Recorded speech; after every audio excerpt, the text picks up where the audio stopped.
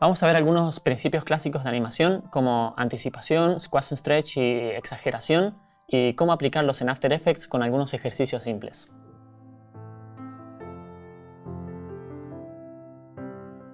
Si vamos a darle un enfoque más cercano a la animación tradicional a nuestras animaciones, tenemos que conocer estos principios.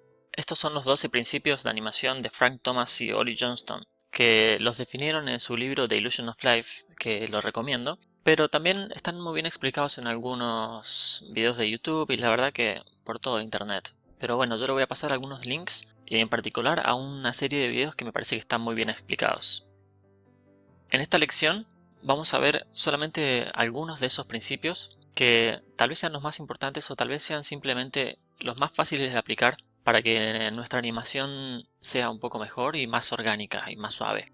Vamos a empezar con el principio de Squash and Stretch, que básicamente lo que dice es que podemos deformar a nuestros elementos, nuestros personajes, para reforzar la intención o la sensación de velocidad o la consistencia de los materiales. Los ejemplos que vamos a ver en esta lección los voy a aplicar directamente en After para ver cómo se aplican en nuestro método de animación, y los voy a aplicar a esta forma bien simple que es una bota apoyada en el piso.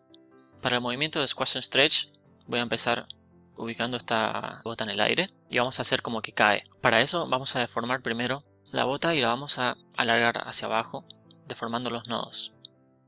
Para dar una sensación de stretch, que es como que se aplasta, vamos a deformar un poquito la forma como para hacerlo un poquito más orgánico. Esta es una de las ventajas de animar directamente con las shapes de vector, ya que podemos darle la forma que queramos.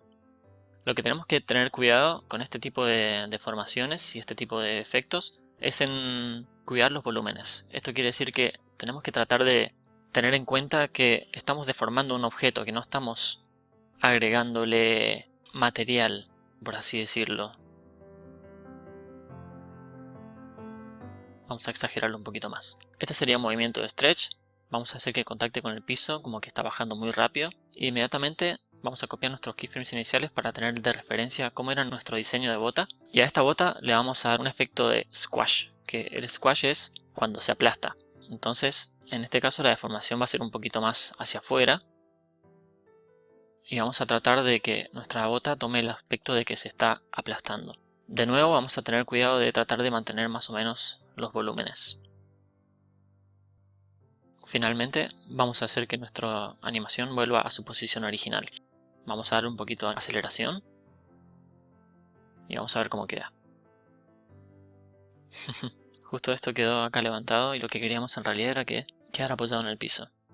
Bueno, esta es una forma de formación simple y una forma de aplicar Squash and Stretch a un diseño. Después quiero que sigamos con el segundo principio, que es el de anticipación, y es uno muy importante que no tenemos que olvidar para hacer nuestras animaciones un poquito más naturales. Vamos a hacer para esto que nuestra bota en realidad primero salta para llegar a esa posición. Entonces vamos a copiar estos keyframes y vamos a hacer que nuestra bota comience en un principio. Entonces, si quisiéramos hacerla saltar, podríamos hacer simplemente esto, ir de esta posición a esta posición. Pero en realidad, para hacer que nuestra animación sea más orgánica, vamos a darle una anticipación. La anticipación es el movimiento que prepara al espectador para lo que va a pasar. Generalmente es una acción opuesta a la que está por suceder. Entonces, si vamos a hacer que nuestra bota salte, lo que queremos es hacer que primero se aplaste para saltar con más fuerza. Voy a copiar mis keyframes del squash, ya que lo tenemos hecho. Y en este caso, esta va a ser nuestra anticipación. Se prepara la bota para saltar.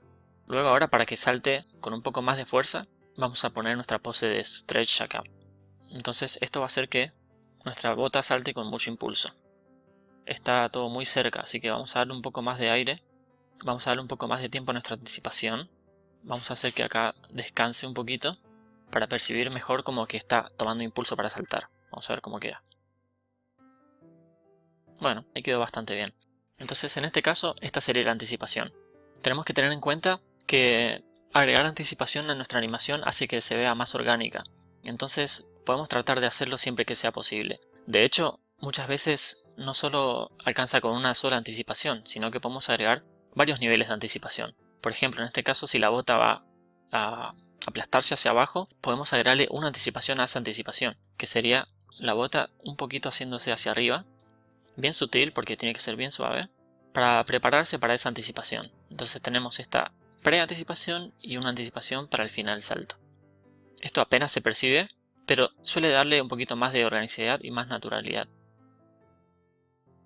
Otro principio que vamos a ver es el de Follow Through y Overlapping Action. Muchos lo llaman solo Overlapping y habla básicamente de cómo un elemento se continúa moviendo al frenar. Este puede ser un elemento que sea un apéndice de nuestro objeto principal o puede ser una parte del mismo objeto. En este caso vamos a agregar un apéndice que en este caso podrían ser unos cordoncitos, algo así bien simple.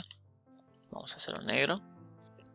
Y en este principio lo que tenemos que tener en cuenta es algo similar a las leyes de la física respecto a la inercia. La inercia dice que todo objeto tiende a permanecer en el estado en el que se encuentra. Entonces, cuando un objeto se mueva, cuando nuestro apéndice se mueva, va a tardar un poquito en moverse y luego de que termina de moverse va a tardar un poquito más en dejar de moverse. Vamos a ver cómo sería esto animado. Vamos a animar el path de nuestros cordones y lo primero que vamos a hacer en realidad para agregárselos a esta bota es ir deformando los shapes para que parezca que está en cada frame en la ubicación en la que debería estar, para que parezca que son parte de la bota. Cuando se levanta, los cordones irían por ahí. Ahora de nuevo acá. A ver si lo tenía recién en el stretch. Ahí. En el squash. Van más o menos ahí. Y finalmente en la posición final. A esto tenemos que tener cuidado de darle la misma aceleración que teníamos antes. Generalmente esto no se hace un paso después para que todo quede animado de la misma forma. Pero ahora voy a asegurarme de que todos los keyframes tengan la misma aceleración. Me refiero a los de la bota y a los del cordón. Porque si no, puede pasar que se muevan a destiempo. Bueno, esto sería los cordones agregados a nuestro objeto sin follow through y sin overlapping. Ahora lo que vamos a hacer para darle más naturalidad es aplicar este principio. Esto lo hacemos de esta forma. Cada vez que el objeto se mueve vamos a tratar de pensar cómo estaba en su estado anterior y tratar de darle un poquito de arrastre. Esto lo vamos a hacer generalmente en las acciones más fuertes y en las acciones muy suaves no lo vamos a hacer o lo vamos a hacer muy poco.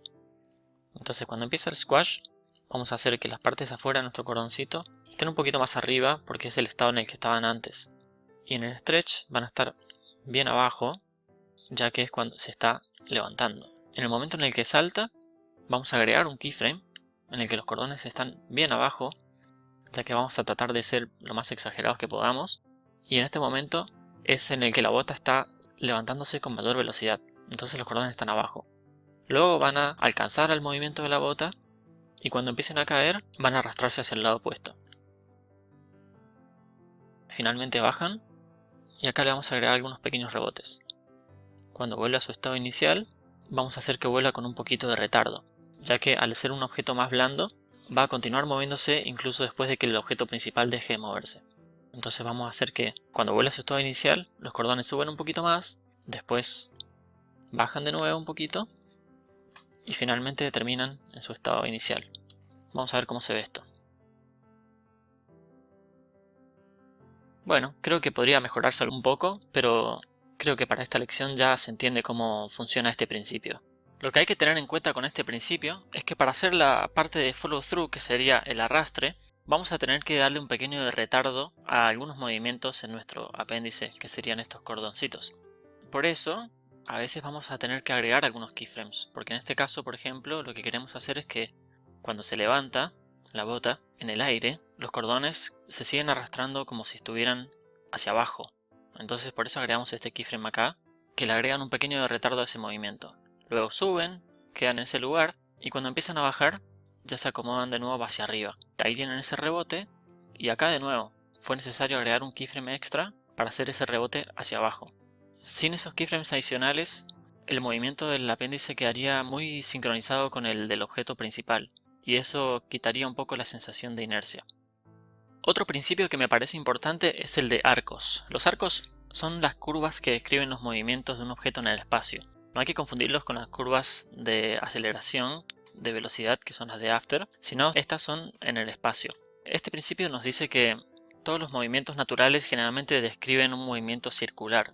No hay movimientos puramente mecánicos en línea recta. Entonces, si lo que queremos hacer en este caso es que esta botita salte hacia el costado, vamos a tener que describir un movimiento circular para ese salto, que sería tal vez algo así si describimos el arco. vamos a dejar eso como referencia. En este caso, lo que podemos hacer es aprovechar las propiedades de posición y de rotación para la bota para poder desplazarla por el espacio. Entonces, si emparentamos los cordones a la bota, luego nos fijamos cuál sería en el punto en el que la bota empieza a despegarse del piso, que sería este. Vamos a colocar acá un keyframe en X. Acá va a estar en el aire y en el momento en el que cae, vamos a desplazar toda la bota hacia este punto. Esto va a hacer que cuando salte, se mueva en un movimiento circular, que es este arco que hemos descrito acá. Entonces en este caso, sin modificar las shapes, estamos dándole un movimiento circular a esta animación. Y funciona bastante bien. Lo que tenemos que tener en cuenta con esto es que tenemos que aprovechar las distintas propiedades de las capas cuando podamos. Si por alguna razón sí o sí necesitamos animarlo con shapes y no usar la posición, vamos a tratar de ver cómo podemos resolverlo. Vamos a dejar la bota por detrás como referencia. Le voy a poner un color medio rojo. Y esta es la bota que vamos a animar. Entonces vamos a tener que agregar keyframes para sus posiciones. En este momento la bota iría acá. Y cuando cae, acá. Esta posición la tenemos que volver acá. Y esta finalmente acá. ¿Qué pasa con esto? En este caso hay dos problemas. Uno es que cuando lo vemos, los keyframes están bien pero los intermedios están mal. Esto pasa por un lado porque el movimiento horizontal de la bota está siguiendo la aceleración del path. Entonces en el momento en el que se frena en el medio, se frena también el desplazamiento horizontal. Y eso es un problema. Lo que queremos es que el movimiento en horizontal sea constante, como hicimos en nuestra posición. Pero más allá de eso, el otro problema es que After también interpola los movimientos en línea recta. Para hacerlo más claro, voy a duplicar esto y les voy a mostrar. Vamos a dejar solamente una bota y su pose inicial. Si quisiéramos hacer que esta bota, por ejemplo, dé como una especie de patada, vamos a aprovechar la posición y la rotación. Entonces vamos a hacer un movimiento que comience así y que termine, por ejemplo, acá. En este caso es un arco, algo así. Esto funciona perfecto porque estamos usando la posición y la rotación. Voy a dejar esta bota como referencia, lo voy a poner en un color azul. Y la bota nueva la vamos a animar, vamos a tratar de hacer el mismo movimiento, solo con los paths. Ponemos el primer keyframe acá y el segundo keyframe, editando los nodos. Vamos a darle una rotación y los vamos a ubicar en el mismo lugar que el otro. Vamos a dejarlos sin aceleración para no tener el tema del tiempo como algo adicional, sino que simplemente lo que les quiero mostrar es cómo hace After para interpolar los nodos de una posición a otra, sobre todo cuando aplicamos rotación. Vamos a ver que se produce esto. Como interpola los nodos en línea recta, lo que hace es cambiar un poco el tamaño de nuestra bota. Entonces, teniendo como la otra como referencia, eso nos va a ayudar a que vayamos deformando la forma y tratar de ir agregando keyframes intermedios para mantener el movimiento en arco y el volumen correcto de nuestro objeto. Esto puede ser medio aproximado por ahora. Entonces en este caso es cuando empieza la animación a convertirse un poco en cuadro a cuadro, ya que tenemos que ir agregando manualmente los keyframes que vayamos necesitando. Bueno, y ahí quedó bastante parecido. Esto es algo que tenemos que tener en cuenta para respetar nuestros movimientos en arco y nuestro volumen para nuestros objetos. Esto también aplica un poco al principio de Solid Drawing, que es el principio número 11 de los principios de Disney, y que dice que aunque el resultado sea 2D, siempre estamos animando en 3 dimensiones. Entonces lo que tenemos que tener en cuenta es que estamos animando un objeto, no simplemente unas líneas. Por eso, cuando hagamos este tipo de interpolaciones y este tipo de cosas, tengamos en cuenta de no modificar el volumen y para que se sienta que es el mismo objeto el que se está moviendo. Otro principio que me gustaría mostrar es el de exageración. Y en realidad ya lo hemos estado usando cuando hemos estado animando nuestra bota inicialmente. Voy a eliminar esta. Voy a quitar este desplazamiento. Y el arco. Acá nuestra bota tiene un movimiento bastante exagerado, ya que esta deformación es muy fuerte. Pero a veces este principio es uno que es difícil de aplicar, sobre todo cuando estamos empezando a animar. Ya que lo que tenemos que hacer para aplicarlo bien es perder el miedo a deformar nuestro objeto y perder esa timidez al animar. Si quisiéramos hacer saltar esto por primera vez, por ejemplo, podríamos agarrar esta bota desde esta posición, hacerla saltar y volver. Y tal vez esto, si le damos la aceleración adecuada, tal vez ya queda más o menos bien. Pero siempre la exageración Este principio nos va a ayudar a extender un poco más la expresividad de nuestras animaciones. Entonces, esto lo podemos hacer con el timing. Podemos explorar cómo sería extender un poco más y exagerar nuestro timing para que ese salto sea más exagerado. Y también usando los principios de anticipación, por ejemplo, acá, de squash and stretch, vamos a usarlos todo el tiempo que sea posible para poder hacer que nuestra animación sea más expresiva. Entonces, cuando la hacemos saltar, aprovechamos usando nuestros principios para darle la mayor expresividad que podamos. Acá lo estoy haciendo muy rápidamente, pero la idea es ver cómo unos pequeños cambios ya hacen que nuestro movimiento sea mucho más expresivo y mucho más fácil de identificar. Estos son los principios que me parecen más importantes para aplicar de una forma consciente en nuestras animaciones, y lo vamos a ir haciendo en nuestro proyecto a medida que vayamos avanzando. Lo bueno de estos principios es que pueden combinarse. La forma de aplicar la anticipación generalmente se puede hacer con un squash, la forma de exageración es con squash and stretch, la forma de exageración también se puede dar con arcos, y todo lo que podamos aplicar siempre va a hacer que nuestra animación sea un poquito más expresiva y un poquito más natural. Ahora que vimos algunos de los principios de animación, podemos profundizar en el de timing en nuestra siguiente lección.